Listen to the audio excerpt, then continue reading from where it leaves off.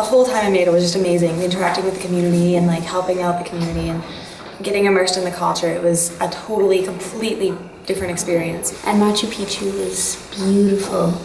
I really liked the scenery in Peru as well, the mountains, the rivers, being by the ocean. It was just awe-inspiring.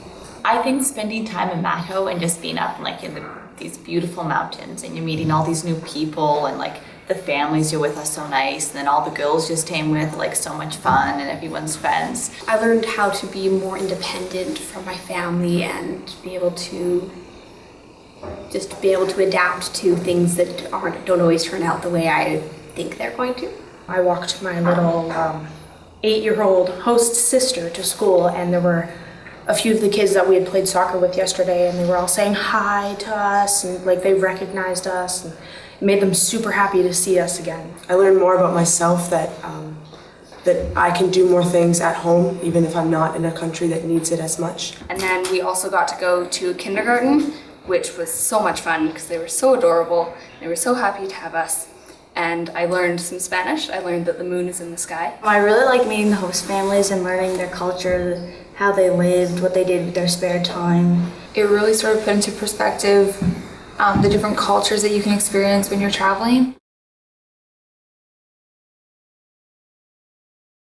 My biggest shocker was when I was talking to my host sister about minimum wage, and she said that her dad, who was a teacher, earned 40 soles a month. Now, the exchange rate is like 2.77 soles to $1 American dollar. So I calculated it out to be like $15 US a month. And that's what their family of 5 was living off of. And you could only work 9 months a year. So they were living off of like $130 or, something like that all year. And it blew my mind that they lived as well as they did for that little, and that they were as happy as they were with that little. Just seeing how our host families live, like I wasn't expecting that. It really showed me that people can be completely happy and be so caring and be like a really loving community without having to have like running water like 24/7 or have the best stoves and refrigerators and freezers and stuff like that we just take for granted here. It impacted me in the way that I'm going to be so much more grateful for everything that I have back home. Here in Canada, we have so much. Like, a lot of us can't have Wi-Fi, TV, cell phones, all sorts of things that we've grown used to. But we can be so unhappy even with all of that. And in Mato, I saw that a lot of people, they didn't have as much. Like, they were just it was simple living really. Like, they had electricity, but a lot of them didn't have a lot of what we have, but they were still so happy.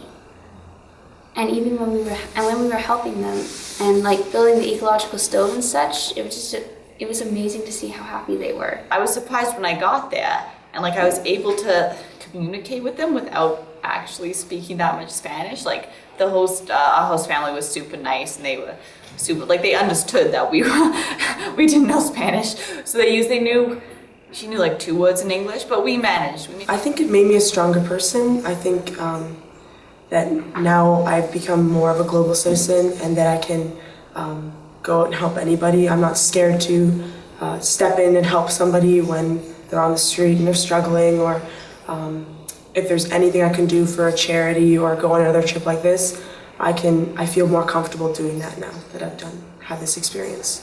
I think that it had a really long-lasting impact on me because I've done a lot of volunteer work in the past, and not all of it's always direct contact with the people who you're leaving an impact with.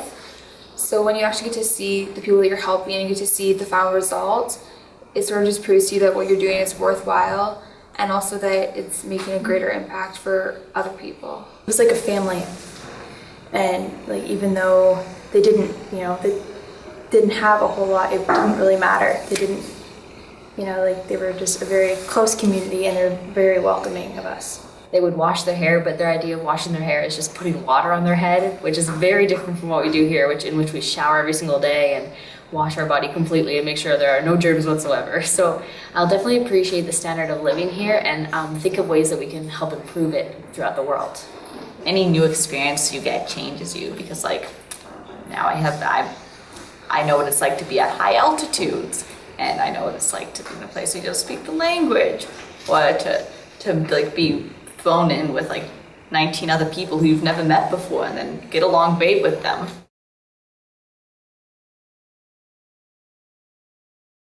I never really had an experience shoveling mud and building bricks and like making molds and stuff before, so it was really interesting. And I was in charge of passing bricks through the doorway to the people inside, so I got to watch the whole thing come together. And it was really, really amazing to me to see how dirt that we'd shoveled off the ground, you mix it with a little bit of water, a little bit of straw, and all of a sudden it was this usable piece of I don't know if furniture is the right word, but it was this usable appliance that someone could change their life with. I wasn't totally sure what we were getting into for that. I did look them up online and stuff and got like, you know, general knowledge, but it was really cool. Just like making the bricks and then actually like seeing them come together and making a stove was really, really cool to see. The lady who'd been cooking in her house, she'd been cooking over a stove and inhaling tons of smoke, destroying her lungs, so it's gonna have a huge impact on her health. And seeing the gratefulness in her face, like hearing her talk about, you know, what a tough life she'd had and all the things that she'd had to go through and how much it meant to her was just really, really rewarding. It was hard work in the hot sun because it's a lot hotter in Peru than it was at home, but it was very, very, very rewarding, and it was completely worth the effort that went into it. It just kind of like made you feel like you kind of made a difference.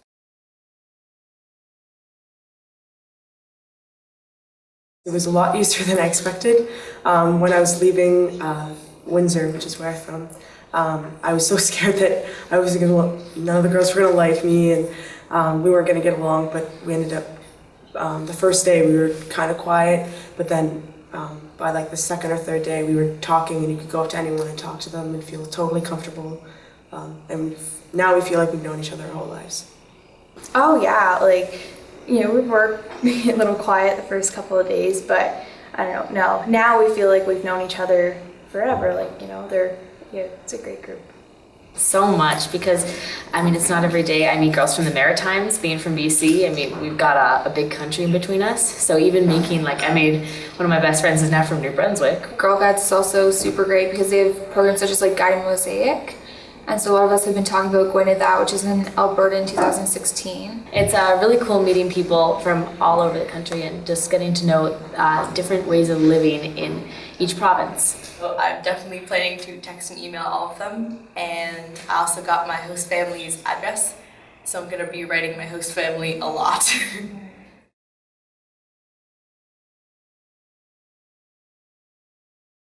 Apply. Like, definitely apply. Go for it.